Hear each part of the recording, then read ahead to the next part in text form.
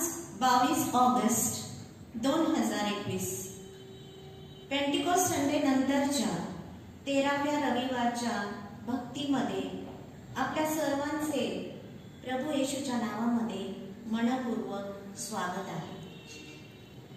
आजच्या मननासाठी जो विषय घेण्यात आला आहे तो आहे येशू जीवनाची भाकर आहे।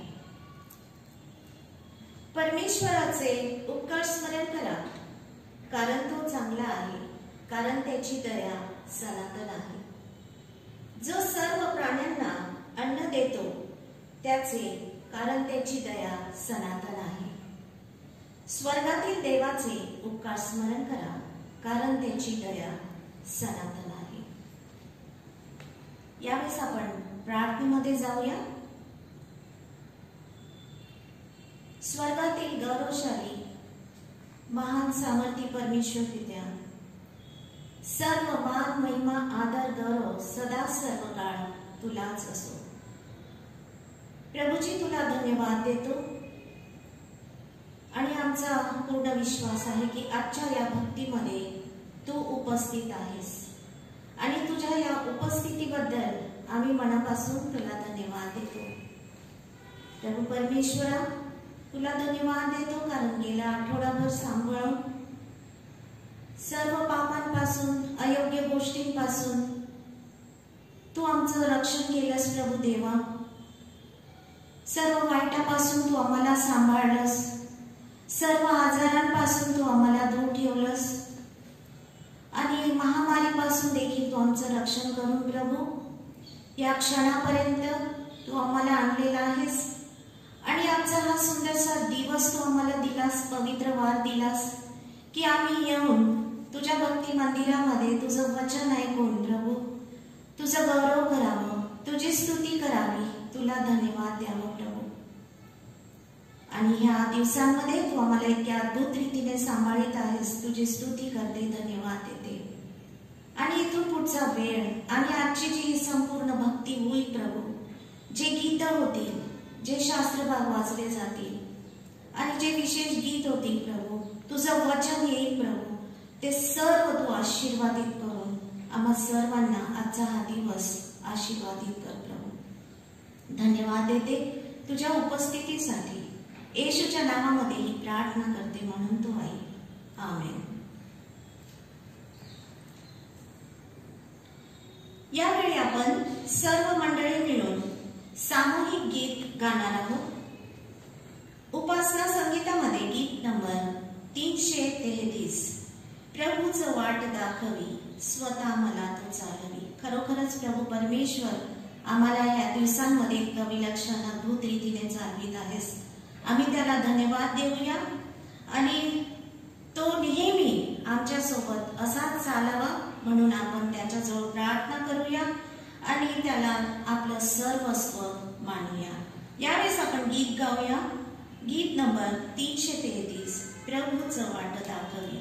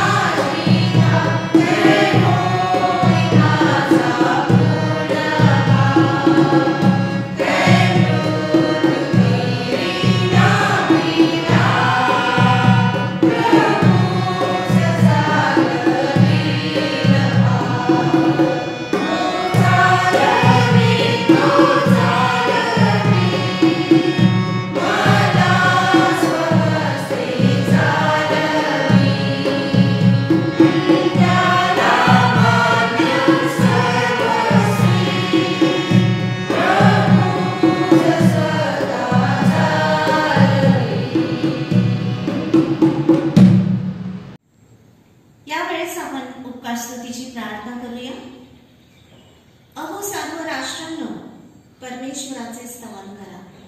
अहो सर्व लोक हो, त्याचे स्तवन करा, कारण त्याची दया आमच्यावर विपुल झाली आहे.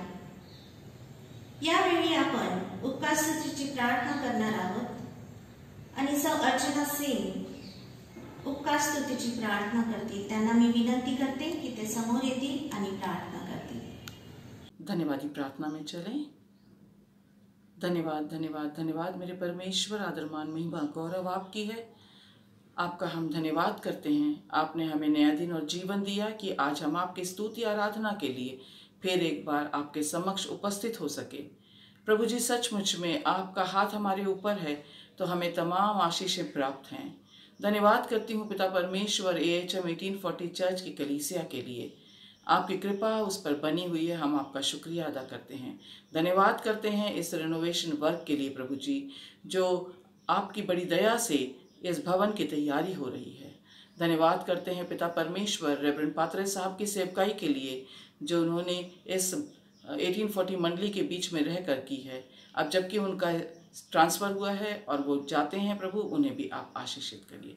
धन्यवाद करते हैं रेवरेंड आरिफ साहब के लिए, जो कि पिता परमेश्वर अब हमारे 1840 मंडली के लिए एक नए पास्टर के रूप में फिर से आ रहे हैं. हम उनके जीवन के लिए भी आपका धन्यवाद करते हैं.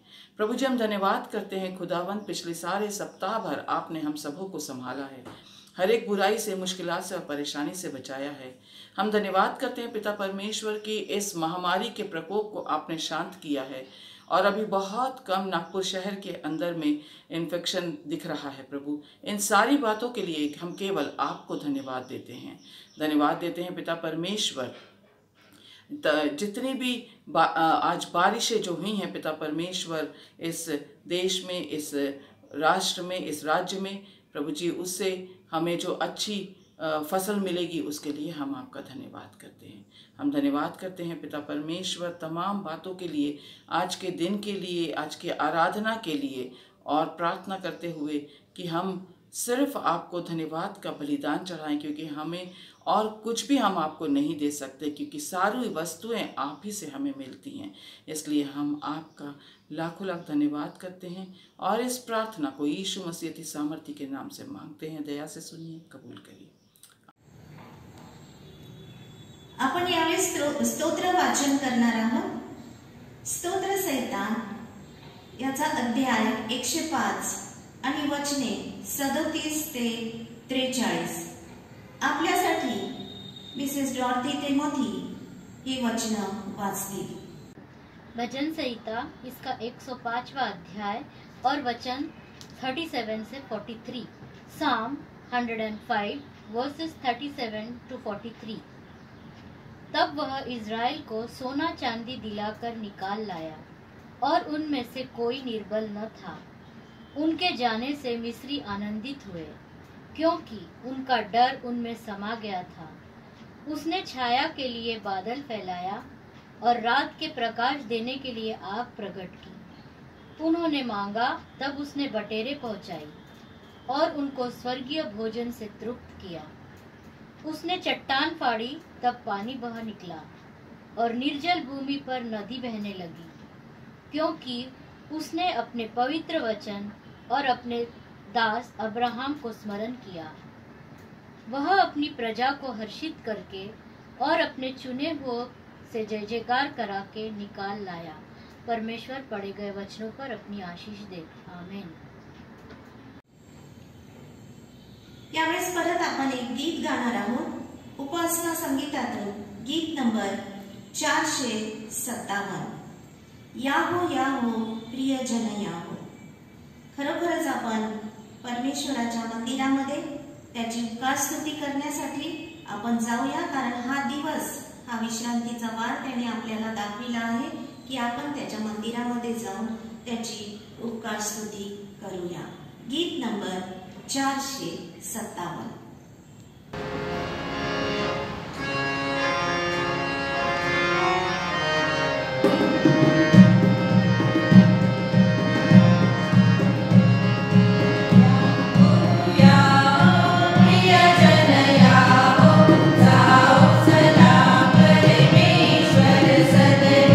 भक्ति शांति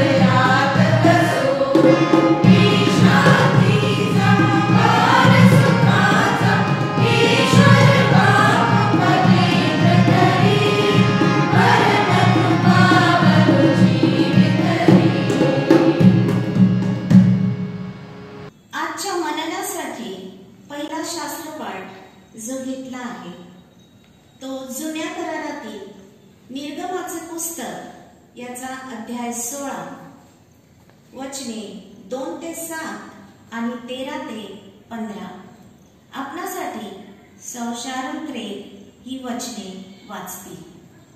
आइए हम पढ़ेंगे निर्गमन इसका 16वां अध्याय 2 से लेकर 7 तक और 13 से लेकर 15 तक। जंगल में इजराइलियों की सारी मंडली मूसा और हारून के विरुद्ध बकबक करने लगी। इजराइली उनसे कहने लगे, जब हम मिस्र देश में मांस की हांडियों के पास बैठकर मनमाना भोजन करते थे, तब यदि हम यहोवा के हाथ से मार डाले भी जाते तो वही उत्तम था। पर तुम हमको इस जंगल में इसलिए निकाल ले आए हो कि इस सारे समाज को भूखों मार डालो। तब यहोवा ने मूसा से कहा, देखो, मैं तुम लोगों के लिए आकाश से भोजन वस्तु बरसाऊंगा और ये लोग प्रतिदिन बाहर जाकर प्रतिदिन का भोजन इकट्ठा करेंगे। इससे मैं उनकी परीक्षा करूंगा कि ये मेरी व्यवस्था पर चलेंगे कि नहीं। और ऐसा होगा कि 6वें दिन वह भोजन अन्य दिनों से दुना होगा। इसीलिए जो कुछ वे उस दिन बटोरे उसे तैयार कर रखे। तब मूसा और हारून ने सारे इजराइलियों से कहा, सांझ को तुम जान लोगे कि जो तुमको मिस्र देश से निकाल ले आया है वह यहोवा है।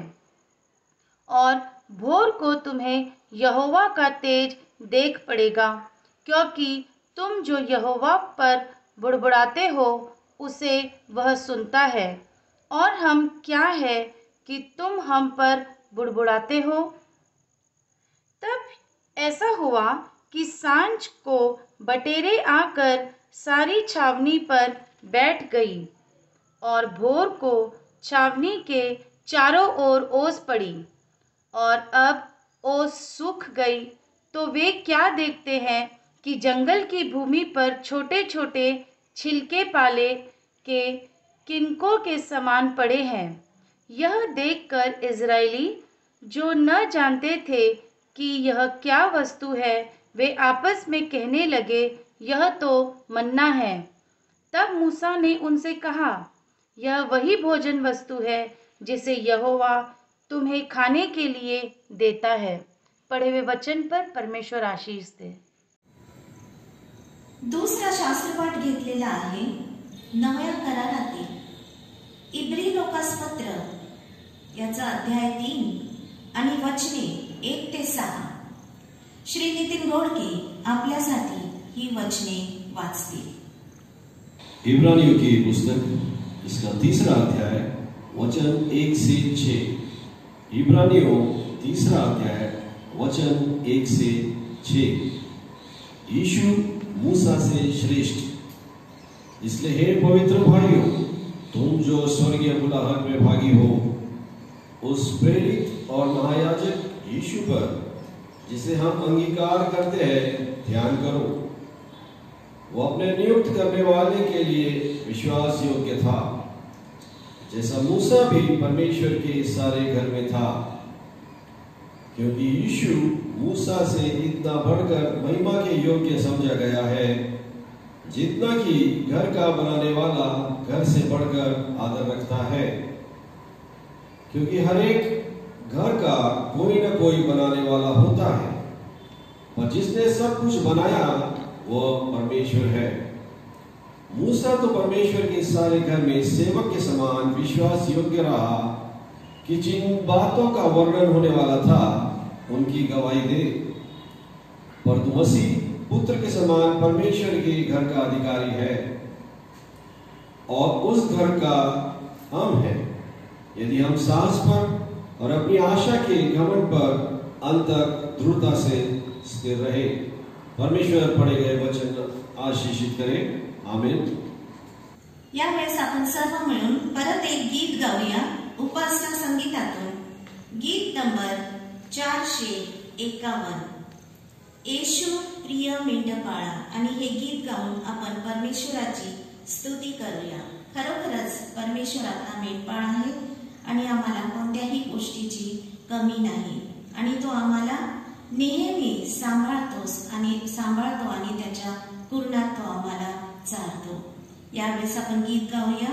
येशू प्रिय मेंढपाळा 451.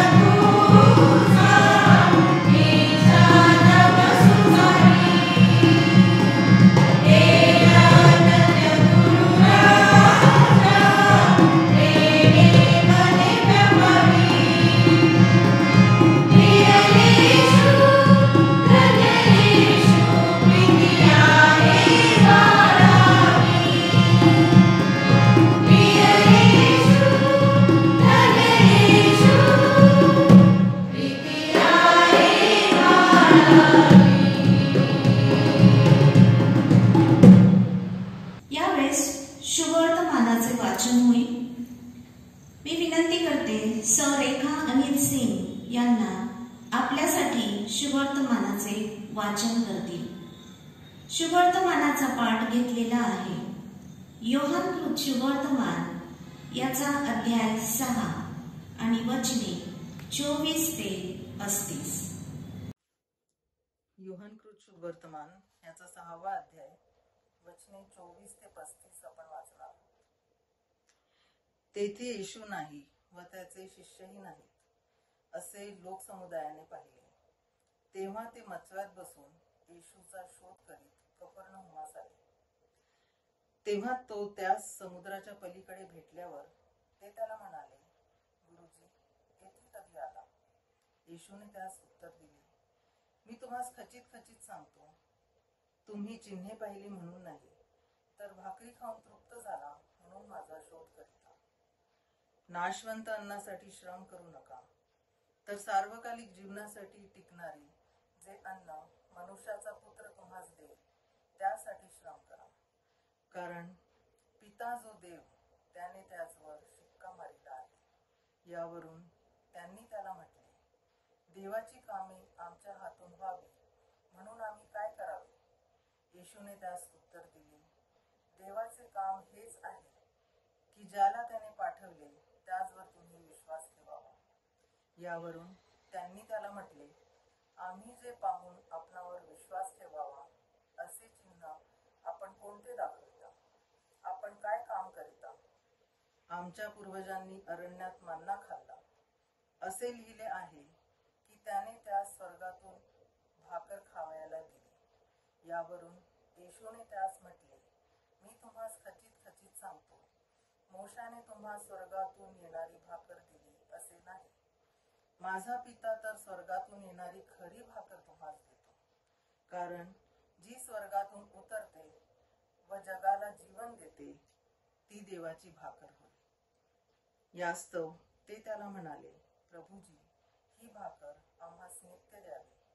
येशूने त्यास म्हटले, जीवनाची भाकर मी आहे. जो माझ्याकडे येतो त्याला भूक लागणार नाही.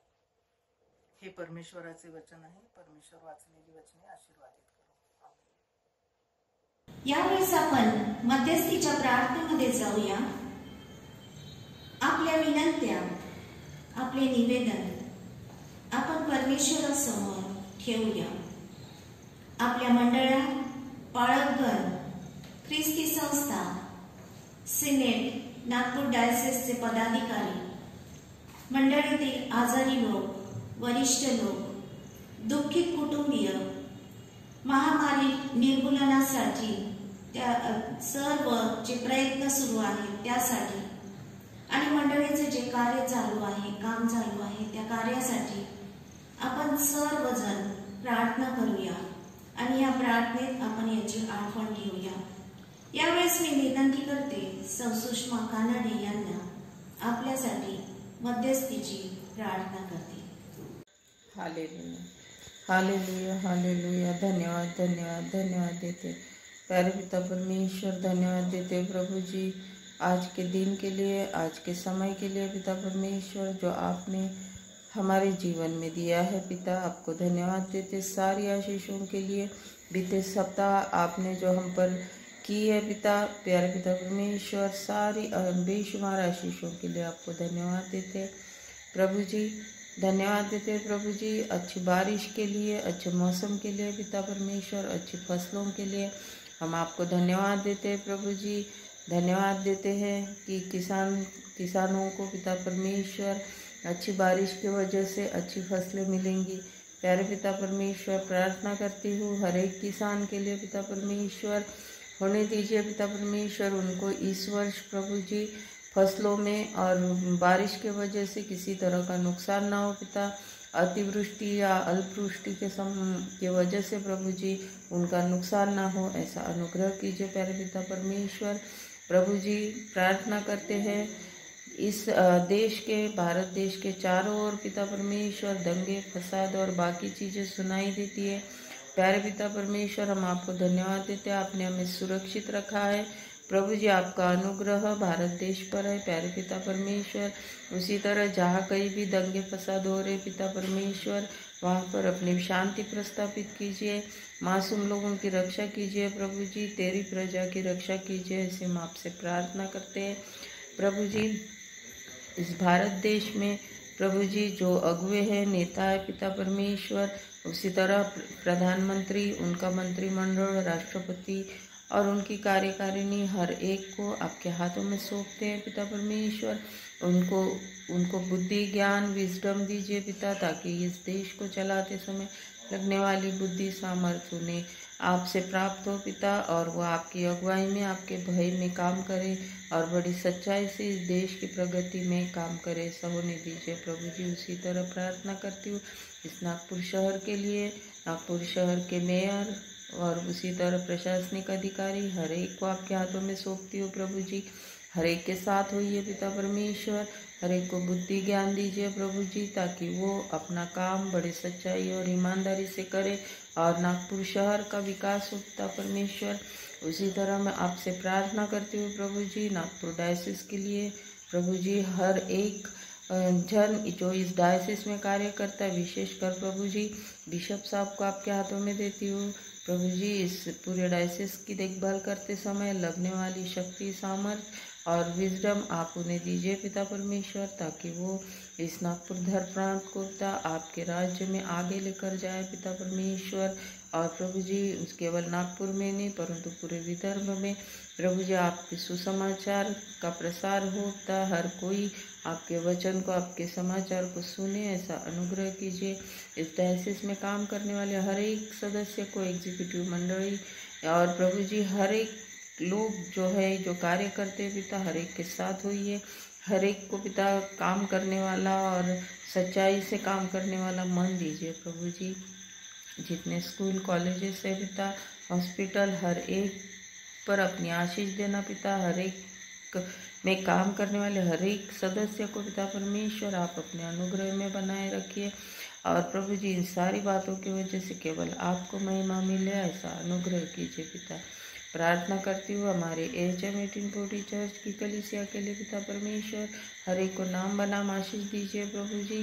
पूरी कलीसिया को पिता परमेश्वर आपके हाथों में समर्पित करती हूँ, धन्यवाद देती हूँ। आपने बहुत सुंदर भवन बनवाया है प्यारे पिता परमेश्वर। जिन लोगों ने मेहनत की है प्रभु जी, हर एक को आपके हाथों में देती प्यारे पिता परमेश्वर। हर एक की मेहनत को कबूल कीजिए पिता। और ये भवन केवल भवन नहीं परंतु आपका घर हो, जीवते परमेश्वर का घर हो। यहाँ जो जितने भी लोग आपकी भक्ति करने आएंगे पिता परमेश्वर, आत्मा और सच्चाई से भक्ति करें और हर कोई पवित्र आत्मा से परिपूर्ण हो, ऐसा अनुग्रह कीजिए पिता परमेश्वर। और होने दीजिए पिता इस आपकी HM 1840 चर्च की कलीसिया के द्वारा आपकी महिमा हो पिता परमेश्वर।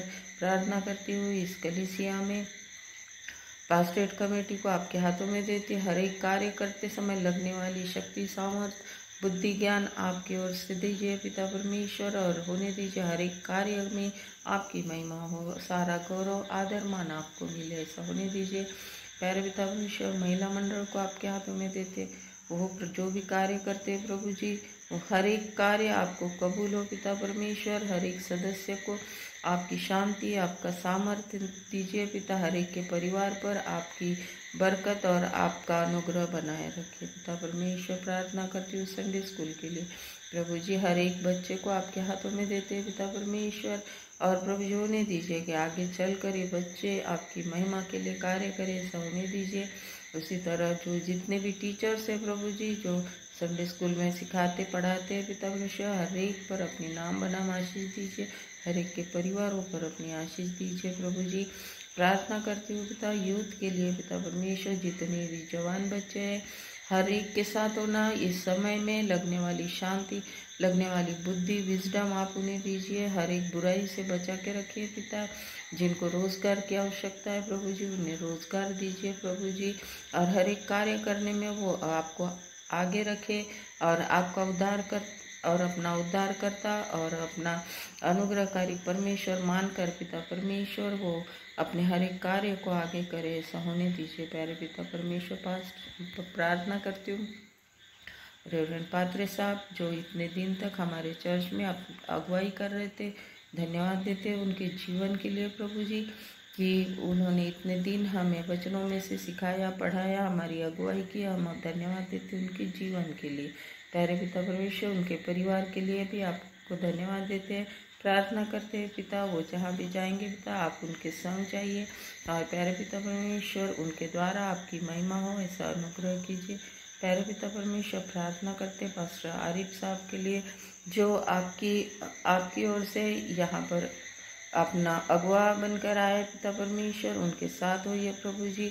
और उनकी अगुवाई में पिता ये कलीसिया उन्नति पाए, ऐसा अनुग्रह कीजिए उनके लिए और उनके परिवार के लिए। हम आपको धन्यवाद देते हैं और सबको आपके हाथों में सौंपते हैं पिता परमेश्वर। प्रार्थना करते हैं हमारे सीनियर पासवान सिंह साहब के लिए प्रभु जी, होने दीजिए कि प्रभु जी इस समय इस उम्र में भी वो आपकी सेवा करते हैं, आपका अनुग्रह उन पर सदैव बना रहे। उनको सेहत दीजिए पिता, उनकी सुरक्षा कीजिए, ऐसे हम आपसे प्रार्थना करते प्यारे पिता परमेश्वर।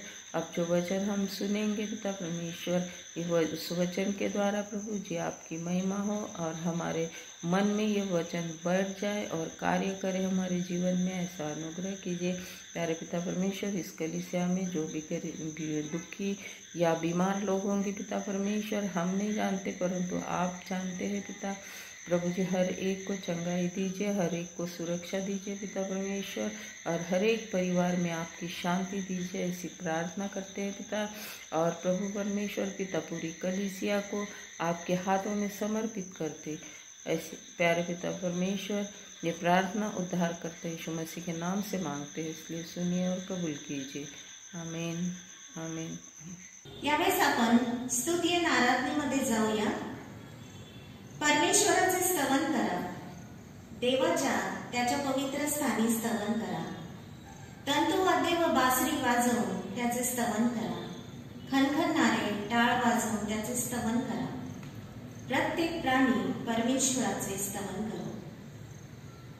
अनुभव डॅनियल सोबत आपण स्तुती व आराधना गीतांमध्ये परमेश्वराची स्तुती करूया।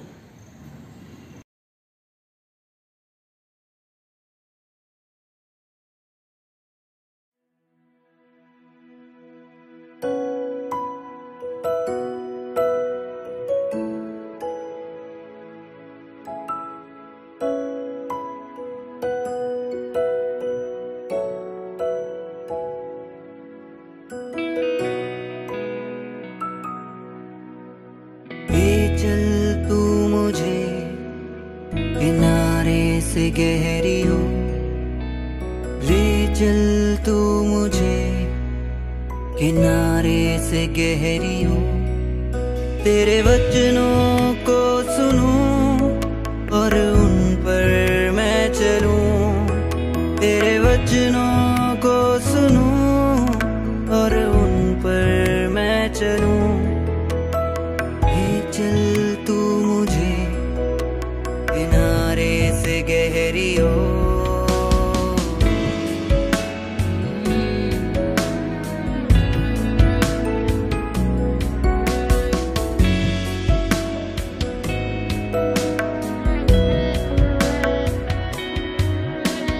तुझसे सब बना, तुझसे सब चला, तेरी महिमा गाता ये जहां। तुझसे सब बना, तुझसे सब चला, तेरी महिमा गाता ये जहां। ले चल तू मुझे, तू रहता है जहां। ले चल तू मुझे, तू रहता है जहां। ले चल तू मुझे किनारे से गहरी हो।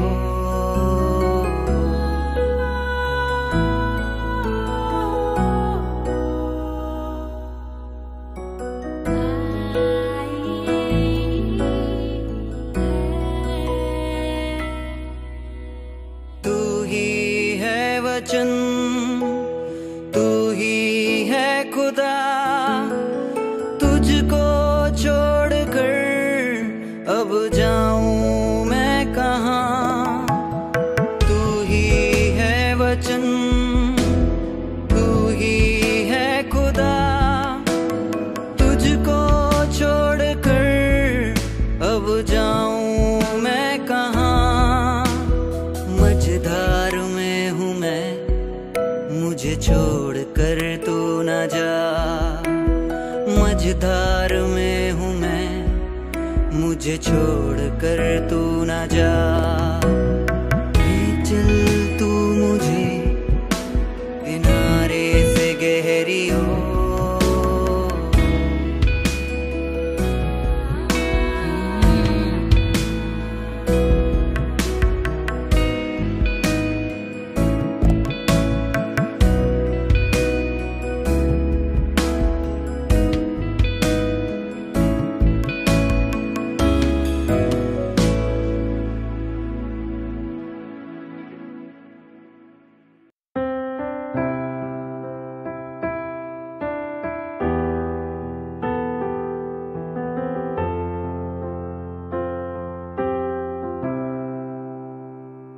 धन्यवाद के साथ स्तुति गाऊंगा, यीशु मेरे खुदा।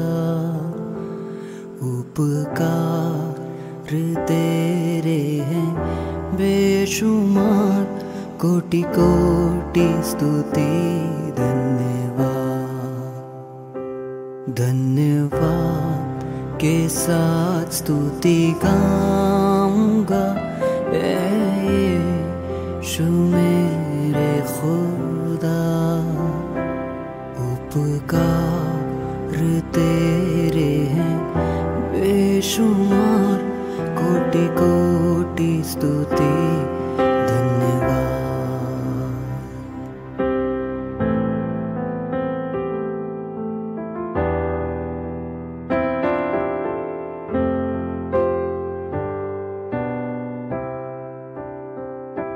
योग्यता से बढ़ के दिया है अपनी दया से तूने मुझे, योग्यता से बढ़ के दिया है अपनी दया से तूने मुझे। मांगने से ज्यादा मिला मुझे, आभारी हूँ प्रभु मैं। मांगने से ज्यादा मिला मुझे, आभारी हूँ प्रभु मैं। धन्यवाद के साथ स्तुति गाऊंगा, यीशु मेरे खुदा। उपकार तेरे हैं बेशुमार, कोटि कोटि स्तुति धन्यवाद। धन्यवाद के साथ स्तुति गाऊंगा, यीशु मेरे खुदा। यीशु मेरे खुदा, यीशु मेरे खुदा। यावेळेस आपण परमेश्वराच्या वचनाकडे जाणार आहोत। आज आम्हाला अत्यंत आनंद आहे की आपल्या मंडळीची सेवा करण्यासाठी परत एकदा देवबापाने आरिफ पाळक साहेबांना आमच्यामध्ये आणले। आम्ही देवाला धन्यवाद देतो व पाळक साहेबांचे देवाच्या नावात आम्ही मनपूर्वक स्वागत करतो व अभिनंदन करतो। निश्चितच या येणाऱ्या दिवसात व समयात परमेश्वर पाळक साहेबांच्या द्वारे त्याची मोठी सेवा करून घेऊ व संपूर्ण मंडळी परमेश्वराच्या वचनात व आत्मिक रीतीने वाढत जाऊ।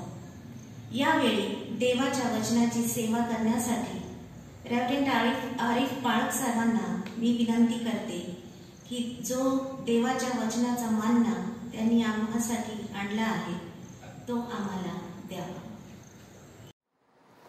आइए हम दुआ करें। सर्वशक्तिमान जीवित परमेश्वर पिता प्रभु यीशु मसीह के नाम में हम आपका धन्यवाद करते हैं आज के सुंदर समय दिन के लिए जो आपने हम सबके जीवन के लिए दिया। आपका शुक्रिया अदा करते हैं। आपके पवित्र वचन जो हमने पढ़े उस पर मनन करते वक्त अपने पवित्र आत्मा की सामर्थ्य का स्पर्श हम प्रत्येक को करना। खास करके मेरी जुबान से निकलने वाले शब्द मेरे नहीं बल्कि आपके हो। सुनने वाले हर एक कानों को तर्स देना कि वचन की मिठास अपने हृदय में लेकर चले और आपकी महिमा करे। आज जो विषय आपने हमें दिया है कि प्रभु यीशु ने कहा जीवन की रोटी मैं हूँ। हाँ प्रभु जी, इस विषय के तहत हम आपकी इबादत करें और अपनी धार्मिकता की भूख हम मिटाएं और आपकी महिमा करें। प्रभु यीशु मसीह के नाम में परमेश्वर पिता से हम मांगते हैं, आमीन। प्रियो, आज के इस विषय को जब मैं और आप जब देखते हैं, सबसे पहले मैं आप सबका प्रभु यीशु मसीह में आप सबको सलाम करता हूं। परमेश्वर पिता का धन्यवाद करता हूं कि उसने फिर से मुझे AHM 1840 चर्च में उसकी सेवा करने का मौका दिया है और प्रभु की महिमा हम सबके जीवन से हो, यही हमारी प्रार्थना रहेगी। आप सबको फिर से एक बार मेरा नमस्ते। प्रियो, आज के इस विषय के अंदर जब मैं और आप जब देखते हैं, हम देखते कि आज जो हमने पहला शास्त्र पाठ पढ़ा है, उस शास्त्र पाठ में इस्राएलियों को परमेश्वर ने जब इजिप्ट की गुलामी में से आजाद किया, हम देखते हैं कि उसने अलग अलग प्रकार की विपत्तियां मिस्रियों पे डाली और बड़ी सामर्थ के साथ परमेश्वर ने उनको बाहर निकाला। इसलिए पवित्र वचन में जिस प्रकार से परमेश्वर ने मूसा और हारून की अगुवाई में इनको निकाला, हम देखते हैं कि निकलने के बाद निर्गमन की पुस्तक जो हमने पढ़ी है आज के इस अध्याय में, परमेश्वर का वचन कहता है कि वो लोग जब सिनै पर्वत के बीच सिन नाम के जंगल में आ पहुंचे, वहां पर जो जन समूह था मूसा और हारून पर कुड़कुड़ाने लगा है। उनको बुलाने में कि वो खान पान की बातें याद आने लगी। वो कहने लगे कि भला होता कि हम यहोवा के हाथ से मिस्र में मार डाले जाते, जब हम मांस की हांडियों के पास बैठकर जी भरकर रोटी खाते थे। तुम तो हमको इस जंगल में इसलिए ले आए हो कि इस जन समुदाय को भूखा मार डाले।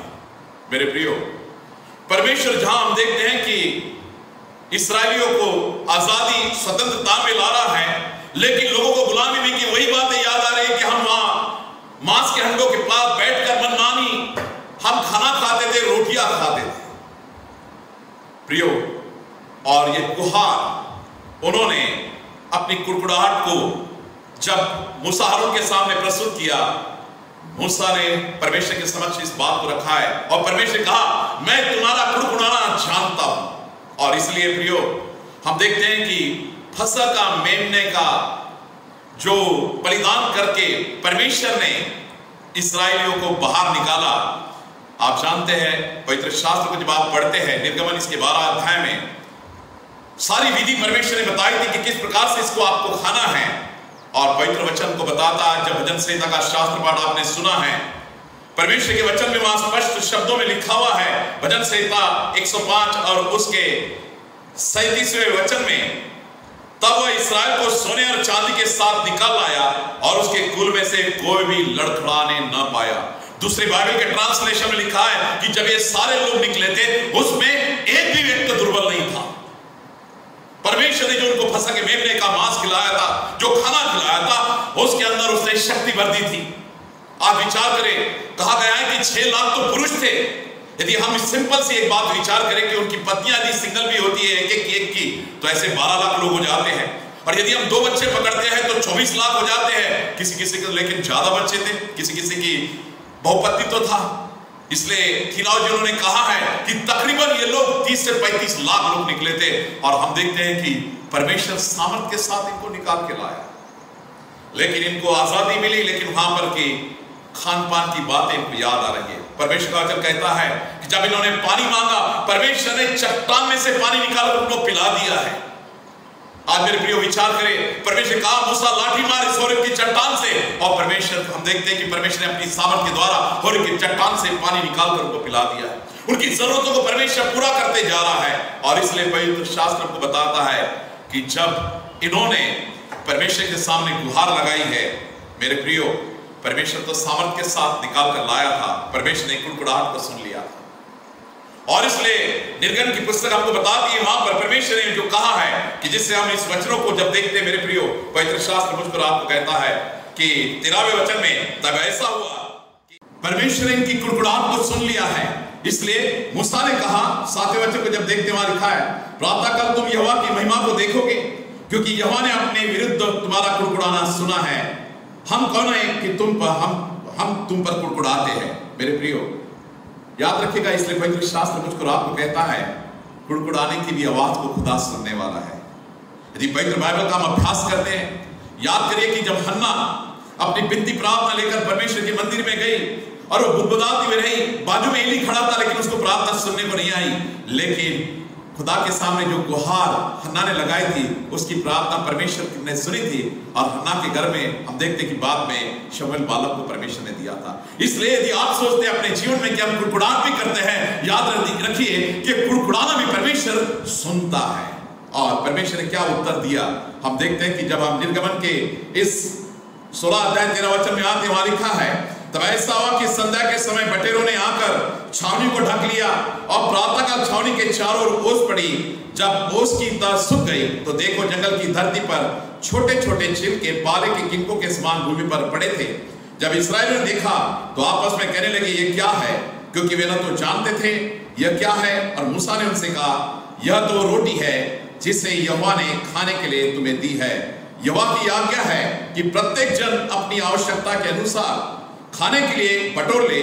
तुम्हारे तंबू में रहने वाले व्यक्तियों की गिनती के अनुसार प्रत्येक व्यक्ति पीछे 1 ओमर बटोरना है। ध्यान रखिएगा, परमेश्वर ने प्रत्येक व्यक्ति के लिए वहां पर भोजन का प्रयोजन कर दिया है। मेरे प्रियो, इसलिए पवित्र शास्त्र कहता है जो परमेश्वर ने मन्ना स्वर्ग से गिराया था वो स्वर्गदूतों का भोजन था, और यहां पर परमेश्वर ने इस्राएलियों को स्वर्गदूतों का भोजन खिलाया है। आज मेरा आप जब विचार करते मेरे प्रियो कि सचमुच में पवित्र शास्त्र मेरे आपके जीवन के लिए कौन सी शिक्षा देता है। जब सामर्थ के साथ परमेश्वर इनको इजिप्ट की गुलामी में से आजाद कर रहा है तो हम देखते हैं कि उसकी व्यवस्था भी वो कर रहा है। और इसलिए आज मेरा प्रभु यीशु जब जीवन की रोटी है इस विषय के तहत देखते हैं तो आपके मन में भी ये प्रश्न आ रहा होगा कि पुराने नियम की जो मन्ना परमेश्वर इनको खिलाया और प्रभु यीशु मसीह, फिर इनके बीच में का तालमेल क्या है। मेरे प्रियो, इसलिए जो आज का दूसरा शास्त्र पाठ था हम देखते हैं कि इब्रानियों की पत्री इसके 3 अध्याय में हमने पाया कि इसके पहले वचन में क्या लिखा हुआ है। वहां लिखा है, इसलिए पवित्र भाइयों तुम जो स्वर्गीय में बुलाहट में सहभागी हो यीशु पर ध्यान दो। ध्यान रखिएगा, मुझको आपको परमेश्वर ने जो आमंत्रण दिया है, that we had the invitation, कहां का? स्वर्गीय बुलाहट का। ध्यान रखिएगा प्रियो, मूसा ने स्वर्गीय बुलाहट का आमंत्रण नहीं दिया था, ये मुझको आपको प्रभु यीशु मसीह ने स्वर्गीय बुलाहट का आमंत्रण है। आज विचार करें मेरे प्रियो, यदि हमारा प्रियजन कोई फंक्शन करता है शादी ब्याह का और आपको पत्रिका देना भूल जाता है, आपके मन में क्या विचार आएगा? मन में बुरा लगेगा, गुस्सा आएगा, क्या हमको भूल गए आप? मेरे प्रियो, पवित्र शास्त्र मुझको आपको कह रहा है उस स्वर्गीय बुलाहट में परमेश्वर ने मुझको आपको प्रभु यीशु मसीह में बुलाया है, और इसलिए इस बुलाहट को how we will give the response, कैसे हम उसको रिस्पॉन्ड करते हैं, ये मेरे आपके लिए बहुत जरूरी है। ध्यान रखिएगा, इसलिए परमेश्वर ने तो हमको आमंत्रण दे दिया प्रभु यीशु मसीह में, इसलिए उसे कहा गया वो प्रेरित भी है और महायाजक भी है। प्रेरित परमेश्वर ने भेजा हुआ हो रहा है, महायाजक हमको हम देखते हैं कि लीड कर रहा है। और इसलिए वहां पे जब परमेश्वर के वचन को हम जब देखते हैं मेरे प्रियो, पवित्र शास्त्र मुझको आपको कहता है कि जिस प्रकार से 5वें वचन में परमेश्वर के सारे घराने में से मूसा तो सेवक की भांति विश्वास योग्य रहा कि उन बातों का साक्षी हो जिनका वर्णन बाद में होने वाला था। अब देखते हैं कि परमेश्वर का वचन यहां पर इब्रानियों की पत्री क्लियर कर रही है, मूसा एक सेवक था। जो प्रश्न आपके मन में चल रहा होगा कि मन्ना मूसा के द्वारा परमेश्वर ने, हम देखते हैं कि जिस प्रकार से स्वर्ग से इस्राएलियों के लिए गिराया है, तो यहां पर प्रभु यीशु मसीह जीवन की रोटी है, तो कैसे? पवित्र शास्त्र मुझको आपको कह रहा है कि मूसा एक सेवक था। पवित्र शास्त्र प्रभु यीशु के लिए कहता है आगे में, परंतु मसीह तो पुत्र के सदृश परमेश्वर के घराने का अधिकारी है। यह फर्क है, प्रभु यीशु मसीह पुत्र है और परमेश्वर के घर का उत्तराधिकारी है। आज मेरे प्रियो, इसलिए जब परमेश्वर के वचन को मैं आप पढ़ते हैं, हमें इस बात को गहराई से समझना है, मूसा को सेवक का काम दिया, प्रभु यीशु को पुत्र का काम दिया हुआ है। आज हो सकता है कि आपके घर में कोई सेवक या नौकर काम करने आता है, हम देखते हैं कि उसका वेजेस उसको मिलता है, वो चले जाता है, लेकिन पुत्र उत्तराधिकारी बनकर आपके जायदाद का, आपकी प्रॉपर्टी का वारिस बनता है। और ये वारिस मुझको आपको पवित्र शास्त्र बताता है कि मसीह तो पुत्र के सदृश परमेश्वर के घराने का अधिकारी है, यदि हम अपने विश्वास और आशा के गर्व को अंत तक दृढ़ता से थामे रहते हैं तो हम ही उसका घराना है। ये ब्लेसिंग मुझको आपको प्रभु यीशु मसीह मिलती है। We all are the inheritors of the Lord our God. हम परमेश्वर के उत्तराधिकारी और उसका घराना बनते हैं मेरे प्रियो। आज इसी बात को मुझको आपको समझ कर चलना है। और प्रभु यीशु मसीह ने मत्ती रचित सुसमाचार के 5वें अध्याय में क्या कहा है 6वें वचन में? धन्य हो जो धार्मिकता के भूखे और प्यासे हैं, वे तृप्त किए जाएंगे। ध्यान रखिएगा प्रियो, यदि आपके पास धार्मिकता की भूख है और आपके पास धार्मिकता की प्यास है, आपको कोई भटकने की जरूरत नहीं है। मेरा आपका प्रभु यीशु मसीह कहता है मार्ग, सत्य और जीवन मैं हूं। इसलिए जो हम देखते हैं कि जीवन की रोटी प्रभु यीशु मसीह है, वो प्रभु यीशु मसीह जब कहते हैं कि जीवन की रोटी मैं है, वही कहते हैं धन्य हो जो धार्मिकता के भूखे और प्यास है, वे तृप्त किए जाएंगे। आज मेरे प्रियो विचार करो, आपकी भूख और प्यास क्या है? जब हमें भूख लगती है हम देखते हैं कि हम खाना ढूंढते हैं, और जब प्यास लगती है हम पानी की ओर बढ़ते हैं। लेकिन प्रभु कहते हैं धार्मिकता की भूख और प्यास। ऐसे समय में धार्मिकता की भूख और प्यास मुझको और आपको किस प्रकार से उस ओर खींचती है। याद करिएगा, जब शैतान ने प्रभु यीशु मसीह की परीक्षा ली तो पहला ही प्रश्न उससे कहा, तू कह दे तो पत्थर रोटियां बन जाएंगी। लेकिन प्रभु यीशु ने उत्तर दिया, मनुष्य केवल रोटी से नहीं लेकिन परमेश्वर के मुख से निकले हुए वचन से जिंदा रहता है। आद्य स्थान परमेश्वर के वचन। इसलिए प्रियो, आज जब मेरा वचन यहां पर जो मैं आपके सामने रख रहा हूं, इस बात को हम स्मरण करें कि हम सचमुच में परमेश्वर की ओर देखते वक्त हमारा किस प्रकार का नजरिया हम रख रहे हैं। What kind of the attitude we have.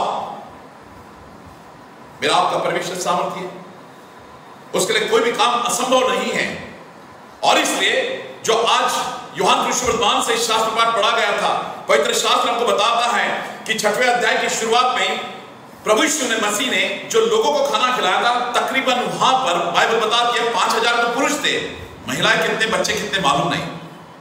और उसके बाद हम देखते हैं कि ये लोग प्रभु यीशु मसीह के पीछे गए, और पीछे जाने के बाद हम देखते हैं कि प्रभु यीशु मसीह ने एकदम से उनको 26वें वचन में क्या कहा। यीशु ने उत्तर देते हुए कहा, मैं तुमसे सच सच कहता हूं कि तुम मुझे इसलिए नहीं ढूंढते कि तुमने चिन्ह देखे, परंतु इसलिए कि तुमने रोटियां खाई और तृप्त हुए। मन को जांचने वाला प्रभु है। जो लोग भीड़ उनके पीछे आए, प्रभु यीशु ने कहा, तुमने रोटियां खाई और तृप्त हुए, तुम इसलिए मुझे ढूंढ रहे हो। आज ये विचार करें, जो प्रभु यीशु मसीह जिनके पास सामर्थ है, 40 दिन का भूखा था, 40 दिन भूखा रहने के बाद शैतान प्रश्न करता है, उसने अपनी सामर्थ पत्थर को रोटियां बनाने में जाया नहीं की।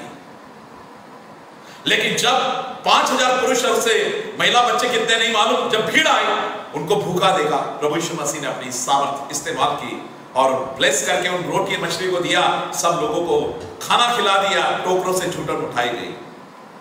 He used that power for the people. उसने अपनी सामर्थ को लोगों के लिए इस्तेमाल किया है। आज वही कहता है कि जीवन की रोटी मैं। आज मेरे प्रियो, ये बोलने वाला कौन है? ध्यान रखिएगा, पवित्र बाइबल के 3 शब्द जो प्रभु यीशु मसीह ने कहे, आज जिस प्रकार से यहां पे कहा कि जीवन की रोटी मैं हूं, वही प्रभु यीशु मसीह कहते हैं यूहन्ना कृष्ण वर्तमान 14:6 में कि मार्ग, सत्य और जीवन मैं हूं। वही प्रभु यीशु मसीह हम देखते हैं कि यूहन्ना 10:10 में कहते हैं कि मैं तुम्हें भरपूरी का जीवन देने के लिए आया हूं। और वही प्रभु यीशु मसीह यूहन्ना 3:16 में कहते हैं, परमेश्वर ने जगत से ऐसा प्रेम किया कि उसने अपना इकलौता पुत्र दे दिया, ताकि जो कोई इस पर विश्वास करेगा वो नाश नहीं होगा, तो अनंतकालिक जीवन को प्राप्त करेगा। आपने सुना, मैंने 3 शब्द बताए हैं। पहला शब्द था जीवन, दूसरा शब्द था भरपूरी का जीवन, और तीसरा शब्द है अनंत जीवन। इसलिए आज पृथ्वी पर रहते वक्त में आप प्रभु यीशु मसीह को देख रहे हैं, तो आज हम जीवन जी रहे हैं। अब ये स्मरण करिए, वो जीवन की रोटी है, उसका कौन सा अंश हम लेना चाहेंगे कि जिससे हमारा जीवन प्रभु को सचमुच में भाने वाला रहेगा। क्योंकि वो तो चाहता है कि हम भरपूरी का जीवन प्राप्त करें। इसलिए उसने कहा, मैं तुम्हें भरपूरी का जीवन, अबंडेंट लाइफ देने के लिए आया हूं। आज मेरे प्रियो, यदि हम भरपूरी का जीवन देखना चाहते हैं, हमारी दृष्टि उस प्रभु यीशु की ओर होनी चाहिए। वो जीवन की रोटी है। मुझको आपको जिस प्रकार से हमारी भूख को खाना या रोटी हम खाते हैं तो भूख मिट जाती है, इसलिए प्रभु यीशु को आगे बोलना पड़ा है। आज हमें भटकने की जरूरत नहीं है। मैं एक घटना पढ़ रहा था, और उसमें एक व्यक्ति जो कि मसीहत में पैदा हुआ, लेकिन समय के साथ उसके मन में विचार आया कि मुझे और भी रिलीजन का स्टडी करना चाहिए। और उसको लगा कि मैं इस प्रकार से एक मेरी जो अंदर की आत्माएं भूखी है, और वो अलग अलग देशों में गया, उसने अलग अलग धर्मों का स्टडी किया। और हम देखते हैं कि जिस प्रकार से भारत में आते तो हिंदुइज्म हमको देखने को मिलता है, गल्फ कंट्री में जाते तो मुस्लिमों को देखने को मिलता है, चाइना की ओर जाते तो हमको देखने को मिलता है कि जापान चाइना की तरफ बुद्धिस्ट धर्म हमको देखने को मिलता है। ऐसे कई धर्मों का स्टडी कर कर जब वो वापस अपने स्थान पर आया, तो उसने पाया, अरे मेरे सब पापों की क्षमा तो मुझे प्रभु यीशु के लहू के द्वारा मिल रही है। जो यूहन्ना कृष्ण वर्तमान जब हम पढ़ते हैं, तो सचमुच में जिस प्रकार से यूहन्ना ने उसे कहा था, ये देखो जगत के पाप हरण करने वाला परमेश्वर का मेमना, जगत के पाप हरण करने वाला परमेश्वर का मेमना। और पवित्र बाइबल मुझको आपको बताती है, पहला यूहन्ना 1:7 वचन, पर यदि जैसे हम ज्योति में जैसे वो ज्योति में वैसे हम भी ज्योति में चले, तो एक दूसरे से सहभागिता रखते हैं, और उसके पुत्र यीशु का लहू हमें सब पापों से शुद्ध करता है। ध्यान रखिएगा प्रियो, 1 नहीं 2 नहीं, सब पापों से शुद्ध करता है। इसलिए वो जीवन की रोटी जो है, उसका महत्व मुझको आपको मालूम होना चाहिए।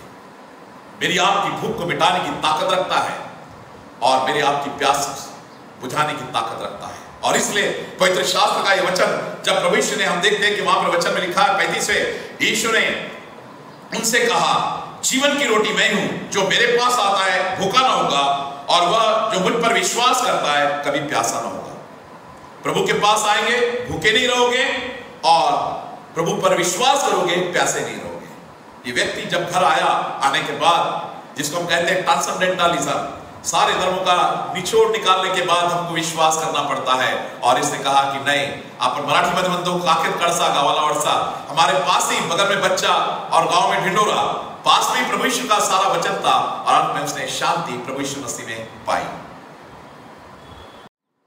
प्रियो, सच में इस वचन के द्वारा मैं आप जो प्रेरणा लेते हैं, हमें इस बात को याद करना है कि आज कई लोग शारीरिक भोजन की तरफ दौड़ते हैं, और हम सब जानते हैं कि इस लॉकडाउन के पीरियड में क्या परिस्थितियां बनी, और ऐसे परिस्थिति में बहुत से लोगों ने खान पान की वस्तुएं मदद के तौर पर लोगों को पुराई, क्योंकि सब जो भूखे थे उनको अनाज मिलना चाहिए। आज हम रोटी को देखते हैं तो हमारा दृश्य पहला वही जाता है कि हम कैसे अपनी पेट की क्षुधा मिटाएं। लेकिन जब मैं आप प्रभु यीशु को जीवन की रोटी के रूप में देखते हैं तो ध्यान रखिएगा प्रियो, क्योंकि प्रभु यीशु मसीह ने जब हमको प्रार्थना सिखाई तो उन्होंने क्या कहा, रोज की रोटी तो हमें दे। उसने ऑलरेडी हमारे बेली की तरफ ध्यान दिया, हमारे पेट की तरफ ध्यान दिया है कि जिससे हम भूखा ना रहे।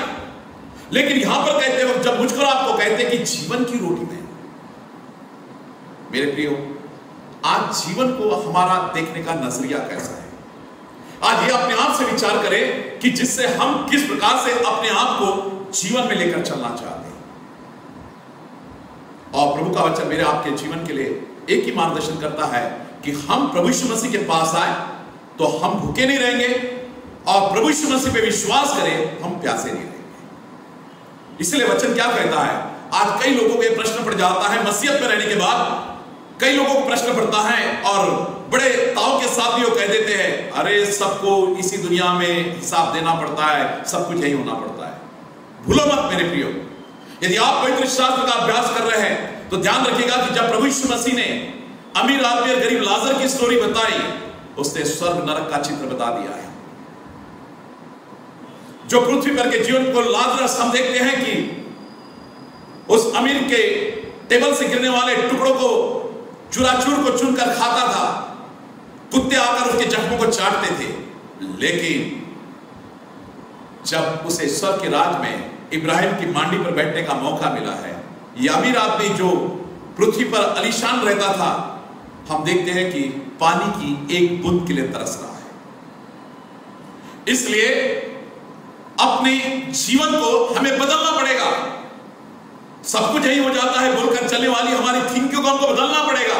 हमें प्रभु यीशु मसीह ने जो उदाहरण दिया है, इसलिए तो प्रभु यीशु मसीह कहते हैं, जो मेरे पास आता है वो भूखा ना होगा। जीवन की रोटी उसके लिए है जो प्रभु यीशु मसीह के पास आ रहा है, उसकी क्षुधा को, उसकी भूख को प्रभु यीशु मसीह मिटा रहा है। याद करिए फिर अमीर आदमी ने क्या कहा था कि भाई इस लाजर को तो पृथ्वी पर मेरे 5 भाई है, वहां पर भेज दे जिससे कि वो उसका सुनेंगे। लेकिन वो भी रिक्वेस्ट अस्वीकृत हुई, स्वीकारी नहीं गई। इब्राहिम हाँ कहता है, प्रभु यीशु ने कहा उनके पास मूसा की दी हुई किताब है, उससे सुन ले। आज मेरे प्रियो, हमारे पास परमेश्वर का पवित्र वचन है।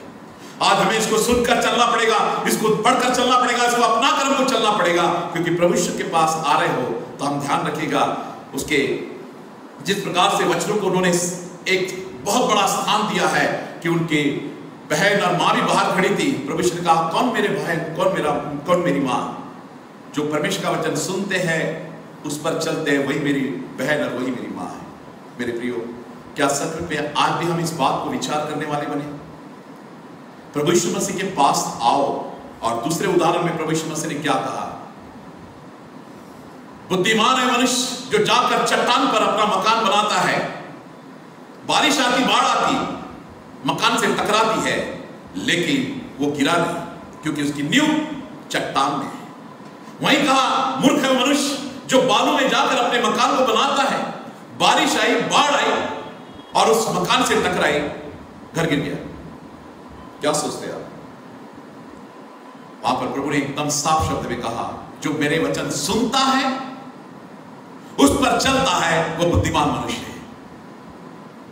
इसलिए हम अपने आप को तराशे, अपने आप से प्रश्न करें, जीवन की रोटी हमारे पास है, क्या हम उसको अपने जीवन में स्थान दे रहे हैं? जीवन की रोटी दिया हुआ है, क्या हम उसको स्थान दे रहे हैं? इसलिए मूसा ने जब व्यवस्था विवरण किताब 32 अध्याय में लिखा तो उसने कहा, यह केवल वचन नहीं है लेकिन तुम्हारा जीवन है। ध्यान रखिएगा, यह केवल वचन नहीं लेकिन तुम्हारा जीवन है। और प्रभु यीशु कहते हैं हमें बुद्धिमान मनुष्य बनकर चट्टान में नहीं उतारना है। चट्टान कौन है? भजन संहिता 18 पढ़ते हैं 1-2 में, वहां लिखा है चट्टान परमेश्वर यहोवा है। ध्यान रखिएगा। और पहला कुरिन्थियों उसका 10वां अध्याय 4वां वचन पढ़ते वहां लिखा है चट्टान प्रभु यीशु मसीह है। इसलिए आप ये विचार करें, क्या हमारी नींव चट्टान में है? परमेश्वर प्रभु यीशु मसीह में है? हमारे ऊपर कितनी भी कैसी भी बारिश आ जाए, बाढ़ आ जाए, घर नहीं गिरेगा, क्योंकि नींव चट्टान में है। वहीं बालू को जब हम देखते हैं मिट्टी का प्रकार होता है, हम सब जानते हैं परमेश्वर ने इंसान को कैसे रचा? मिट्टी से। आज कई ऐसे बाबा लोग हैं जिनके भरमाने में लोग आ गए और आज हम देखते हैं कि तिहाड़ जेल में वो बंद है। मुझे नाम लेने की जरूरत नहीं, आप सब जानते हैं, क्योंकि मनुष्य पर विश्वास करके उधर चले गए। वो मनुष्य तो जेल में चला गया, फिर ये भाविक कहां गए, भक्त लोग कहां गए? इसलिए प्रभु का वचन कहता है कि हमारी नींव चट्टान परमेश्वर प्रभु यीशु मसीह में होना चाहिए। आज कई बाबा गुरु के चक्कर में पड़कर लोग भरमाए जाते हैं, भटकाए जाते हैं। हमारा प्रभु जो जीवन की रोटी है, आज उसके पास आने के लिए हमें कुछ नहीं, प्रभु के समक्ष अपने आप को नम्र होकर आना है, उसके साथ अपनी संगति बढ़ाना है। वो कहते हैं जो मेरे पास आता है वो भूखा नहीं होगा। और दूसरा शब्द का, जो मेरे पास, जो मुझ पर विश्वास करता है वो प्यासा नहीं होगा। अब हमारी तृष्णा मिटाने के लिए प्रभु यीशु मसीह के पास हमको आना पड़ेगा। अब प्यास के लिए पानी की जरूरत है। याद करिएगा प्रियो, जिस प्रकार से पवित्र शास्त्र में प्रभु यीशु मसीह ने शब्द कहा मैं जीवन की रोटी हूं। पुराने नियम में जब हम पढ़ते हैं, निर्गमन में परमेश्वर ने अपने आप को जब बताया तो उसे कहा मैं हूं सो आई एम। इसलिए प्रभु यीशु मसीह ने यूहन्ना रचित सुसमाचार में कहीं कहा मैं द्वार हूं, मैं अच्छा चरवा हूं, मैं पुनरुत्थान और जीवन हूं, मैं जीवन की रोटी हूं। अब जब प्यास की बात आती है प्रियो, जो मुझ पर विश्वास करता है फिर प्यासा नहीं होगा। आज हमारा विश्वास प्रभु यीशु मसीह में, आज स्मरण करिए कि आप हर इतवार को प्रेरितों का विश्वास वचन बोलते हैं और हम उसमें कहते भी हैं कि मैं सर्वशक्तिमान परमेश्वर पिता पर विश्वास करता हूं, मैं उसके इकलौते पुत्र प्रभु यीशु मसीह पर विश्वास करता हूं, मैं पवित्र आत्मा पर विश्वास करता हूं।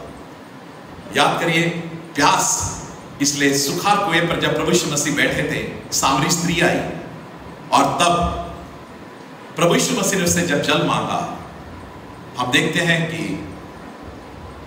उस वक्त उसने कहा कि तू यहूदी होकर मुझसे जल मांगता है। जो उस वक्त टचेबिलिटी अनटचेबिलिटी थी उसको प्रभु यीशु ने दूर कर दिया, उच्च नीच के भेदभाव को दूर किया और आगे कहते हुए कहा यदि तू मुझसे जल मांगती तो मैं तुझे जीवन का जल देता। फिर से शब्द आ रहा है जीवन का जल। इसलिए प्रियो, प्रभु का इस वचन जो हम आज यहां पर पढ़ रहे हैं मेरे प्रियो, कि जो मेरे पास आएगा वो कभी भूखा नहीं होगा, जो मुझ पर विश्वास करेगा प्यासा नहीं होगा। प्रभु यीशु के पास जीवन का जल का सोता है और उसमें से जीवन की जल की नदियां उमड़ पड़ेगी, वो मुझको आपको कहता है। इसलिए प्रियो, आज यदि धार्मिकता की भूख और प्यास है, जिस प्रकार से प्रभु यीशु ने कहा था धन्य वो जो धार्मिकता की भूख और प्यास है वे तृप्त किए जाएंगे। आज जीवन की रोटी वो है, वो हमारी भूख मिटाती है, जीवन का जल वो है, मेरी आपकी प्यास बुझाता है। आज उस पर स्ट्रांगली बिलीव करें। आपको कहीं ट्रांसेंडेंटलिज्म के चक्कर में पड़कर इधर उधर भटकने की जरूरत नहीं है। हमारे पास हमारा मुक्तिदाता प्रभु यीशु मसीह है। केवल वो कहता है कि मुझ पर विश्वास करो, तुम नाश नहीं होंगे, तुम अनंतकालिक जीवन को प्राप्त करेंगे। फिर से मैं 3 शब्द दोहराऊंगा। यीशु ने कहा मार्ग, सत्य और जीवन में जीवन वो है। फिर प्रभु यीशु मसीह ने कहा मैं तुम्हें भरपूरी का जीवन देने के लिए आया हूं। प्रभु यीशु मसीह भरपूरी का जीवन हमें देना चाहते हैं। और यूहन्ना 3:16 में उन्होंने कहा जो मुझ पर विश्वास करेगा वो नाश नहीं होगा तो अनंतकालिक जीवन को प्राप्त करेगा। अनंतकालिक जीवन हमें प्रभु यीशु मसीह में है। इसलिए ये जीवन की रोटी जो मुझको आपको भरपूरी का, अनंतकालिक का और जीवन देती है, उस पर विश्वास करें और वही मेरे आपके लिए आशीष का कारण है, क्योंकि वही प्रभु यीशु मसीह कहता है पुनरुत्थान और जीवन भी मैं ही हूं। आइए हम दुआ करें। खुदा और प्रभु यीशु मसीह के नाम में सलाम के पवित्र परमेश्वर पिता, हम आपका लाख लाख धन्यवाद करते हैं। आप महान परमेश्वर है, आप राजाओं के राजा, प्रभु के प्रभु है, सारा बल पराक्रम महिमा आप ही का है। आपने मनुष्य जाति से बेइंतहा मोहब्बत की, इसलिए गुनाह में पड़ने के बाद भी आपने अपने इकलौते पुत्र प्रभु यीशु मसीह को इस संसार में भेजा कि जिससे लोग पापों से छुटकारा पाए और अनंतकालिक जीवन पर प्रभु जी वो अनंतकालिक जीवन पाए। हाँ प्रभु जी, आपकी ये आशीष हमारे लिए बहुतायत के साथ दी हुई है। मैं यही प्रार्थना करता हूँ कि हम सब उस अनंतकालिक जीवन के वारिस बने और आपकी महिमा करें। प्रभु यीशु मसीह के नाम में परमेश्वर पिता से हम मांगते हैं, आमीन। या आपण सर्वजण मिळून प्रेषितांचा मतांगीकार म्हणूया। सर्व समर्थ देव जो पिता, आकाश पृथ्वी यांचा उत्पन्न करता, त्याचवर मी विश्वास ठेवतो आणि त्याचा पुत्र येशू ख्रिस्त आमचा प्रभू, जो पवित्र आत्म्याच्या योगाने गर्भरूप झाला, कुमारी मरिया हिच्यापासून जन्मास आला, पंतय पिलाताच्या वेळेस ज्याने दुःख भोगिले, ज्याला वधस्तंभी दिले, जो मरण पावला व ज्याला पुरिले, जो मृतलोकात उतरला व तिसऱ्या दिवशी मिळातून पुन्हा उठला, स्वर्गात चढला आणि सर्व समर्थ देव जो पिता त्याच्या उजवीकडे बसला आहे, तेथून जिवंतांचा व मेल्यांचा न्याय करावयास जो येणार आहे, त्याचवर विश्वास ठेवतो। पवित्र आत्मा, पवित्र सार्वत्रिक मंडळी, पवित्र जनांची सहभागिता, पापांची क्षमा, देहाचे पुनरुत्थान आणि सार्वकालिक जीवन याविषयी मी विश्वास ठेवतो। आमेन। मंडळीसाठी व मंडळी संबंधित ज्या महत्त्वाच्या सूचना आहेत त्या आपल्या मंडळीचे सचिव श्री अजयदादा रामटेके यावेळी देतील। प्रभु यीशु मसीह के मीठे और प्यारे नाम में आप सभी को सलाम। जैसा कि आप सब जानते हैं, हमारे पास्टर साहब पात्रे साहब की ट्रांसफ़र हुई है और उनके जगह भंडारा से रेवरेंड आरिफ साहब हमारे चर्च में आए हैं और आज उनका पहला संडे है, इसलिए कांग्रीगेशन की ओर से मैं उनका मंडली में स्वागत करता हूं और उनको आश्वस्त करना चाहता हूं कि प्रभु की सेवा में मंडली हरदम उनके साथ रहेगी।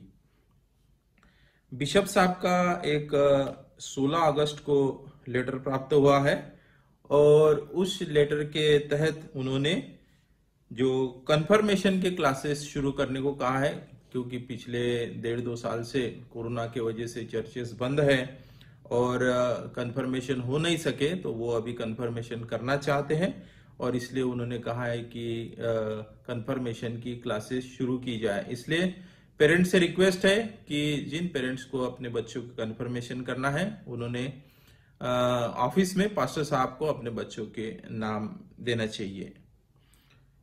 उसके अलावा 19 अगस्त को एक पत्र प्राप्त हुआ है डायसेस से और जिसके अनुसार डायसेस में 3 वैकेंसीज है और उसके लिए उन्होंने एप्लीकेशन फॉर्म्स मंगाए हैं। मैं उन 3 पोस्ट के डिटेल्स पढ़कर बताता हूं।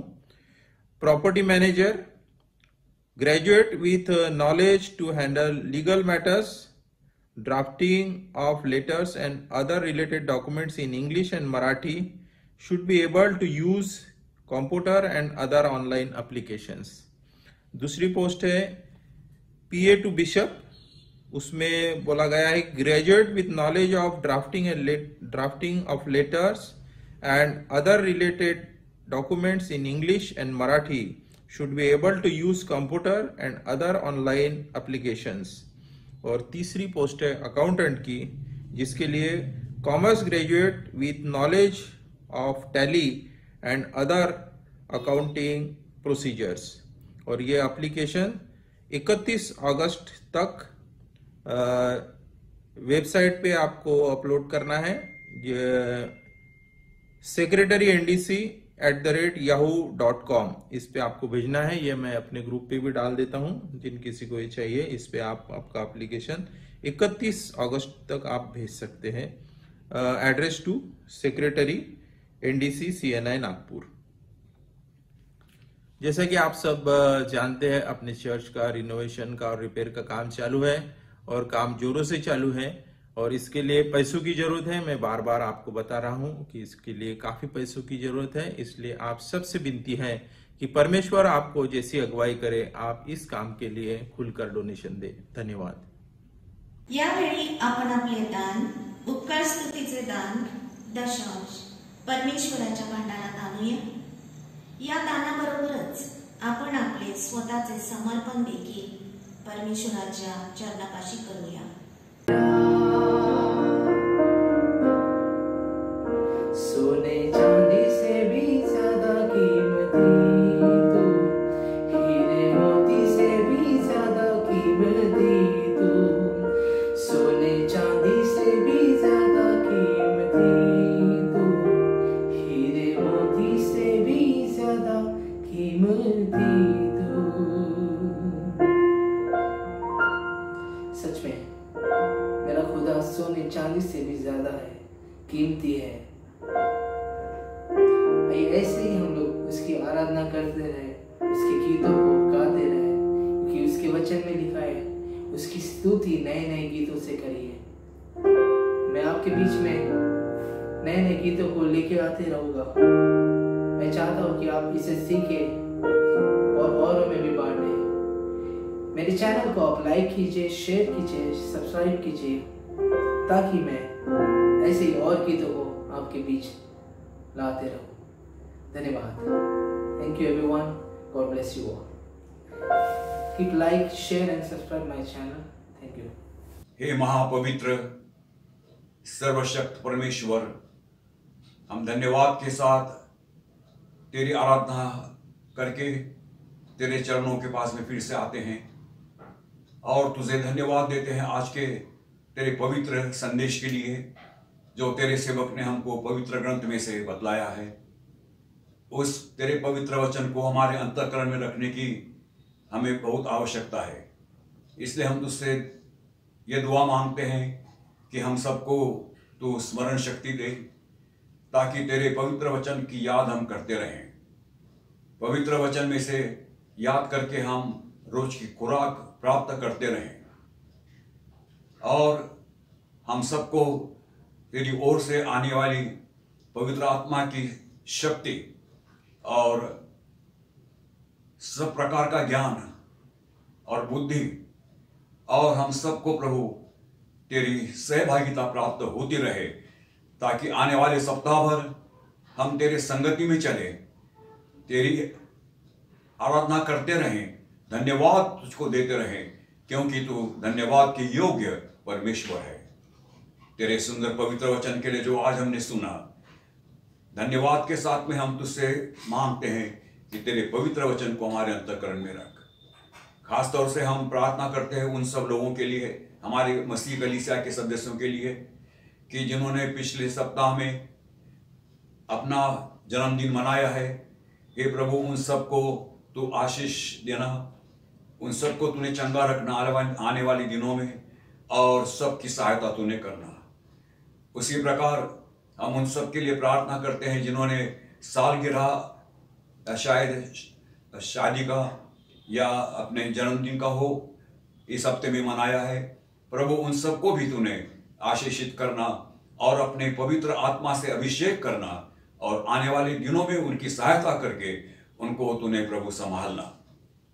उसी प्रकार हम प्रार्थना करते हैं तो धन्यवाद देते हैं उन सब बालक और बालिकाओं के लिए कि जिनके परीक्षा फल पिछले सप्ताह में सब प्राप्त हुए और जो सब बच्चे लोग पास हो गए हैं और अच्छे नंबर कमाए हैं। प्रभु, उन सब के लिए हम प्रार्थना करके तुझसे दुआ मांगते हैं कि उनकी सहायता करना प्रभु, और आने वाले दिनों में और अच्छा अभ्यास करने के लिए और तेरे संगति में चलने के लिए उनकी सहायता तूने करना।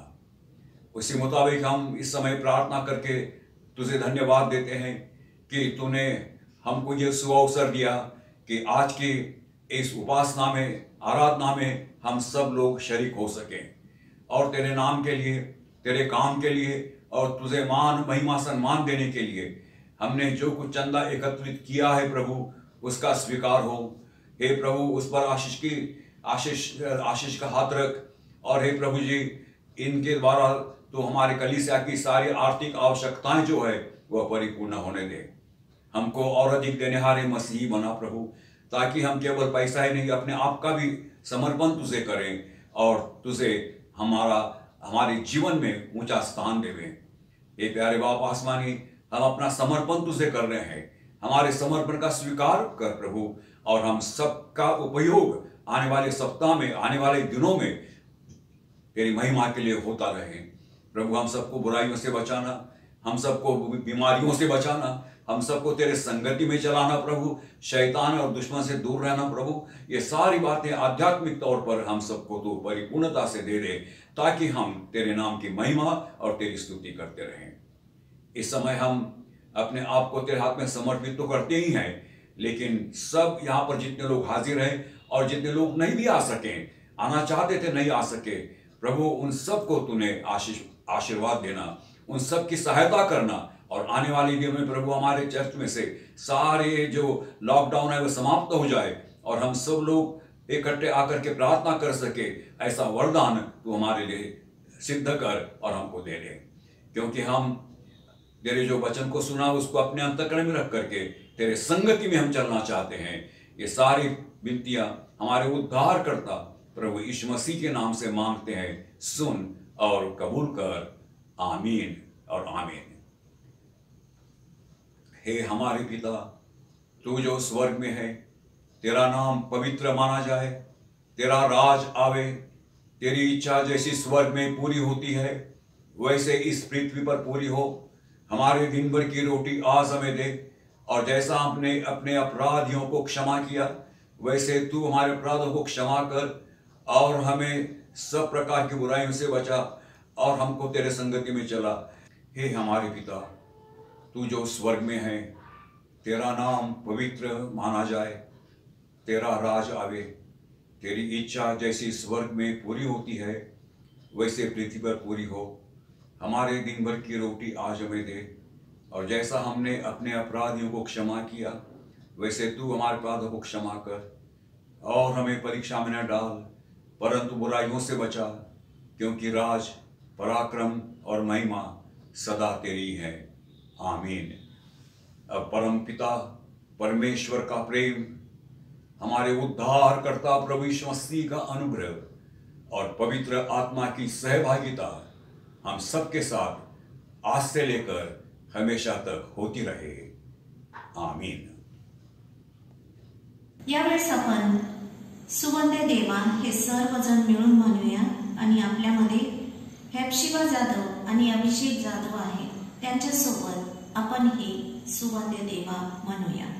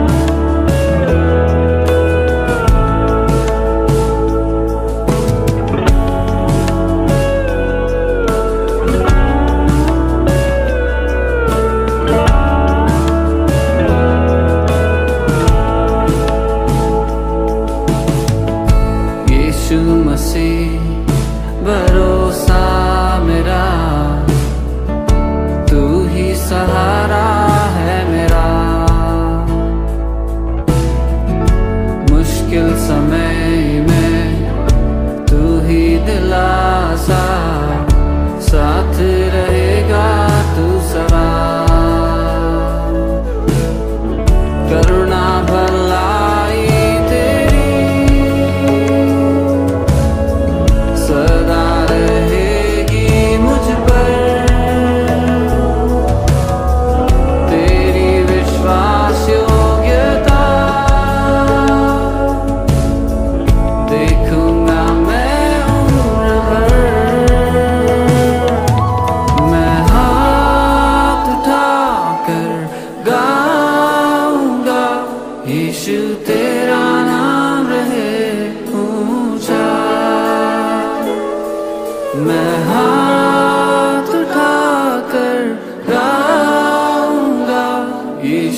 तेरा नाम